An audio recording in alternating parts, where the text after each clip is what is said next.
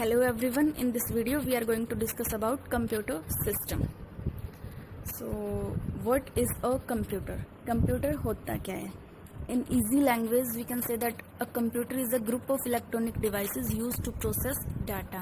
Computer क्या है? A group of electronic devices means a group of various electronic devices like keyboard, mouse, monitor, printer, speaker, जो कि हम use करते हैं to process data, to perform some kind of operations, to control some kind of activities. Or in another language we can say that computer is an electronic device that perform various kinds of operations. And जो operation computer perform करता है वो कैसे perform करता है? जब हम उसको कोई भी इंस्ट्रक्शन पास ऑन करते हैं या फिर हम उसको कोई भी प्रोग्राम एग्जीक्यूट करने को बोलते हैं. Program, what is a program? Program is a set of instruction. अगर हम एक सिंगल कमांड दे रहे हैं तो वो एक सिंगल इंस्ट्रक्शन है, और जब हम सेट ऑफ इंस्ट्रक्शन उसको पास ऑन करते हैं दैट इज़ अ प्रोग्राम. और कंप्यूटर सिस्टम जो है वो बेसिकली 4 यूनिट्स के अकॉर्डिंगली डिवाइडेड है. कंप्यूटर सिस्टम को हम 4 यूनिट्स में डिवाइड कर सकते हैं अलग अलग, जैसे कि इनपुट यूनिट. इनपुट यूनिट वो वाले पार्ट्स होते हैं जिनके थ्रू हम कंप्यूटर को इनपुट देंगे, जैसे कि माउस, कीबोर्ड, जिसके थ्रू हम उसको कुछ कमांड इनपुट कर रहे हैं. उसके बाद आती है इसके अंदर प्रोसेस यूनिट. वो वाले पार्ट्स कंप्यूटर के जो हमने इनपुट दिए, जो हमने कमांड्स दिए, उनको प्रोसेस करेगा. जैसे कि main processing unit is CPU, central processing unit. क्या करेगा? जो भी हमने इनपुट या कमांड इंसर्ट किया उसको वो प्रोसेस करेगा. प्रोसेस करने के बाद आता है कि जो भी हमें रिजल्ट मिला है उस रिजल्ट को स्टोर करना. वो कहाँ पे होगा? स्टोरेज यूनिट में, like hard disk, CD, DVD, pen drive, all these are storage unit. Then next is कि जो भी हमने इनपुट दी वो प्रोसेस भी हो गई, उसका रिजल्ट कैलकुलेट होने के बाद वो मेमोरी में सेव भी हो गया. उस रिजल्ट को अब हमें डिस्प्ले करना है. तो डिस्प्ले करना है उसको, आउटपुट हमें जनरेट करना है, तो उसके लिए हम यूज़ करेंगे आउटपुट यूनिट को. जैसे कि हम मॉनिटर की screen, that is our output unit, या फिर आप प्रोजेक्टर यूज़ कर रहे हो, that one is also output unit. And if you are getting output in the form of hard copy then आप प्रिंटर यूज़ कर सकते हो. पेज पे आप प्रिंट निकाल सकते हो उस आउटपुट को. So printer, monitor, projector are output unit. And speaker is also output unit. Another perspective, we can say that computer is a combination of hardware and software which is used to transform data into information. Means computer combination है hardware और software का, जो क्या करता है? Data को information की form में चेंज कर देता है, ट्रांसफॉर्म कर देता है. सो यहाँ पे हमारे पास 4 बेसिक टर्म्स आ रही हैं: hardware, software, data and information. Hardware basically physical components of computer system. Computer के जो फिजिकल पार्ट्स होते हैं उनको हम हार्डवेयर बोलते हैं, जो कि टेंजिबल होते हैं.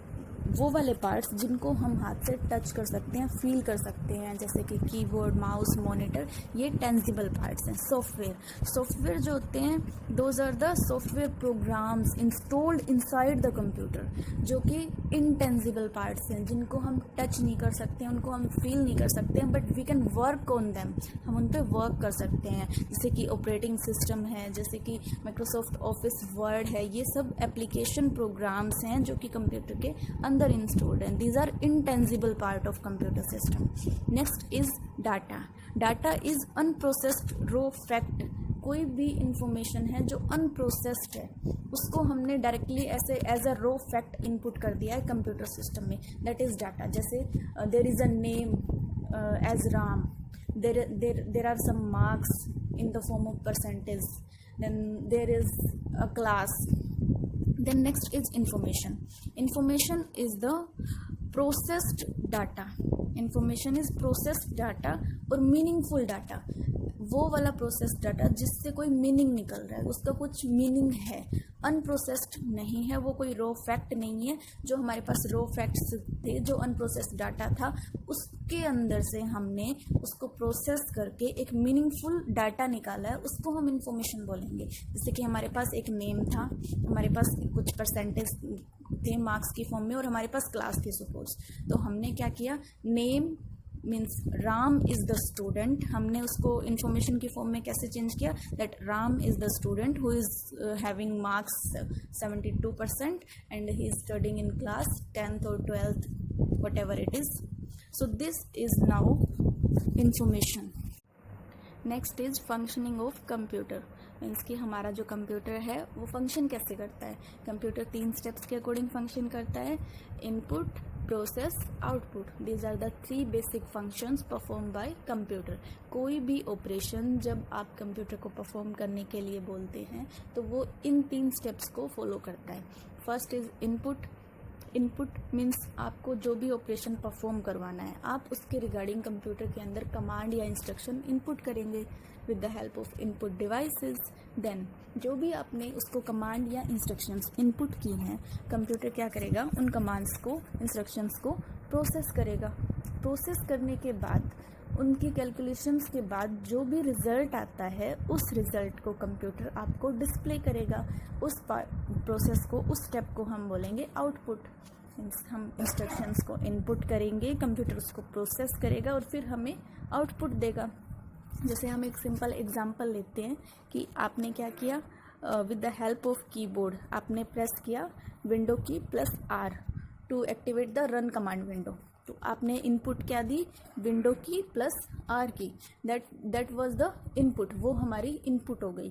उसके बाद जैसे ही हमने उसको इनपुट दी, उसने देखा कि हमने विंडो और आर प्रेस किया तो वो इस इनपुट को प्रोसेस किया. उसने प्रोसेस करने के बाद उसको ये पता चला कि इन दोनों कीज़ की कम्बिनेशन से क्या ओपन करना है, उसको रन कमांड विंडो ओपन करनी है. तो उसने क्या किया, जैसे ही हमने इनपुट दी उसने प्रोसेस किया और हमें आउटपुट शो कर दी in the form of run command window. कि वो जो रन कमांड विंडो है वो हमारे सामने इनपुट हो गई. तो ये हमने क्या किया, कीबोर्ड की हेल्प से हमने इनपुट दी, कंप्यूटर ने उसको प्रोसेस किया और हमें आउटपुट दिया. This one is a single example. ऐसे ही कोई भी प्रोसेस जब हम करते हैं कंप्यूटर पे, कोई भी ऑपरेशन हम परफॉर्म करते हैं वो इन्हीं 3 स्टेप्स के अकॉर्डिंगली होता है. Next topic is functional components of a computer system. कोई भी कंप्यूटर सिस्टम है उसके बेसिक कितने फंक्शनल कंपोनेंट्स होते हैं. There are basic 4 functional components. जब कंप्यूटर के अंदर हम फंक्शनिंग करते हैं तो वहाँ पे 4 फंक्शनल कंपोनेंट्स हैं जो बैकग्राउंड में वर्क करते हैं. सबसे फर्स्ट, जब हम कोई भी ऑपरेशन परफॉर्म करवाते हैं तो सबसे फर्स्ट जो है इन फंक्शन क्या होता है, एक्सेप्ट डाटा या एक्सेप्ट इनपुट. कि जो भी हमने डाटा या जो भी हमने कमांड दी है उसको इनपुट करना. इनपुट हम करेंगे तो कंप्यूटर उसको एक्सेप्ट करेगा. इनपुट करने के बाद उस डाटा को प्रोसेस करेगा. एक्सेप्ट कर लिया उसने, प्रोसेस करेगा. प्रोसेस करने के बाद उससे उसका रिजल्ट कैलकुलेट करेगा, आउटपुट को प्रोड्यूस करेगा. कि वो जो हमने कमांड दी है उसकी प्रोसेसिंग के बाद जो भी रिजल्ट आया है उस रिजल्ट को वो प्रोड्यूस करेगा, मीन्स की आउटपुट. उसके बाद जैसे ही हमने जो इंस्ट्रक्शन दी वो प्रोसेस हो गई है, एग्जीक्यूट हो गई है, उसका रिजल्ट आ गया तो कंप्यूटर क्या करेगा, उस रिजल्ट को सेव कर लेगा, स्टोर कर लेगा for future use. So these are the main 4 functions according to that a computer system works. सबसे पहले डाटा को एक्सेप्ट करेगा, उसके बाद डाटा को प्रोसेस करेगा, फिर आउटपुट को प्रोड्यूस करेगा और फिर उस आउटपुट या रिजल्ट जो भी आपके पास मिलता है उसको वो स्टोर कर लेगा, यानी कि सेव कर लेगा. ऐसे ही बेसिक स्ट्रक्चर दिया हुआ है इसने कंप्यूटर सिस्टम का. लाइक सबसे पहले हमने क्या किया, इनपुट मीन्स इनपुट यूनिट की हेल्प से हमने डाटा को इनपुट किया. इनपुट करने के बाद डाटा जो है वो प्रोसेसर के पास चला गया तो प्रोसेसर ने उसको प्रोसेस किया और प्रोसेस करने के बाद उसने आउटपुट को शो कर दिया. अब जो डाटा को उसने प्रोसेस किया उसी टाइम पे उसने क्या किया, उस डाटा को मेन मेमोरी में सेव भी कर लिया, जो कि प्रोसेसर हमारी जो CPU होती है, CPU यूनिट के अंदर ही हमारी मेन मेमोरी इंस्टॉल्ड होती है. तो जैसे ही उसने प्रोसेस किया उसको उसी टाइम पे उसने सेव भी कर लिया और हमें आउटपुट भी शो कर दी. And there is one more basic structure included, that is secondary और एक्सटर्नल मेमोरी. सेकेंडरी और एक्सटर्नल मेमोरी भी हम साथ में इंक्लूड कर सकते हैं. जैसे काफ़ी बार ऐसा करते हैं हम कुछ रिजल्ट पेन ड्राइव में या फिर CD में, DVD में भी हम स्टोर करते हैं. So these are the external memories. Input unit हमारे पास हो गई माउस, कीबोर्ड. प्रोसेसिंग यूनिट हमारी जो है वो CPU हो गई, सेंट्रल प्रोसेसिंग यूनिट. और CPU के अंदर ही हमारी मेन मेमोरी इंस्टॉल्ड होती है, हमारी हार्ड डिस्क होती है जो कि हमारी मेन मेमोरी के अंदर आती है. रैम रोम चिप्स होती है, वो भी हमारी मेन मेमोरी है. देन सेकेंडरी मेमोरी जो है एक्सटर्नल मेमोरी, जो हम एक्सटर्नल डिवाइसेस अटैच करते हैं, जैसे हम पेन ड्राइव अटैच करते हैं, हम CD या DVD अटैच कर रहे हैं, दोज आर एक्सटर्नल मेमोरीज। और आउटपुट यूनिट्स में जो हमें आउटपुट प्रोड्यूस करती हैं वो वाली आउटपुट यूनिट्स हैं, जैसे कि मॉनिटर, आप प्रोजेक्टर यूज़ कर रहे हो, then projector is output unit. हम अगर पेपर पे प्रिंट निकाल रहे हैं, then printer is output unit.